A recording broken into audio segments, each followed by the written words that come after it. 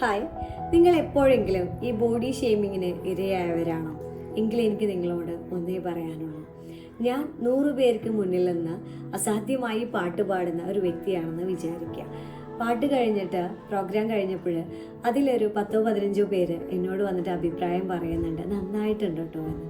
അത് കഴിഞ്ഞപ്പോൾ കുറച്ച് പേര് വന്നിട്ട് എന്നോട് പറഞ്ഞു, ഷബ്ന ഭയങ്കര മോശമായിട്ടോ, കുറച്ചും കൂടെ നന്നാക്കായിരുന്നു എന്ന്.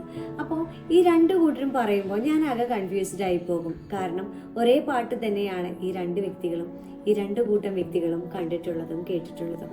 ഇതിൽ ഞാൻ ഏതാ വിശ്വസിക്കാം? സത്യത്തിൽ ഈ വ്യക്തികൾ പറഞ്ഞത് എനിക്ക് ഇങ്ങനെ നിർവചിക്കാൻ കഴിയുള്ളൂ. എൻ്റെ മനസ്സ് സന്തോഷിക്കണമെന്ന് ആഗ്രഹിച്ചവരാണ് എന്നെ പ്രശംസിച്ചിട്ടുള്ളത്.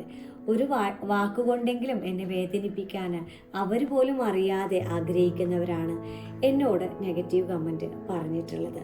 പലപ്പോഴും നമ്മൾ ബോഡി ഷേമിങ് എന്ന് പറഞ്ഞ് നമ്മൾ വേദനിക്കുന്ന സമയത്ത് നമ്മൾ അംഗീകരിക്കുമ്പോൾ മാത്രമാണ്, മറ്റുള്ളവർ പറയുന്ന കാര്യങ്ങൾ നമ്മൾ മൗനമായി സമ്മതിച്ച് അംഗീകരിക്കുമ്പോൾ മാത്രമാണ് അത് ബോഡി ഷേമിങ് ആയി മാറുന്നത്. അല്ലെങ്കിൽ ഒരു വിഷയവുമല്ല. അവിടെ പാട്ട് നന്നായത് എന്നുള്ളതല്ല, മറ്റുള്ളവർ എങ്ങനെ എൻ്റെ സന്തോഷത്തിന് വില നൽകി എന്നുള്ളതാണ് സ്റ്റോറിയുടെ സാരം. ഇതുപോലെ തന്നെയാണ് നമ്മുടെ ഓരോ ഇമോഷൻസിനും നമ്മൾ വാല്യൂ കൊടുക്കുന്നത്.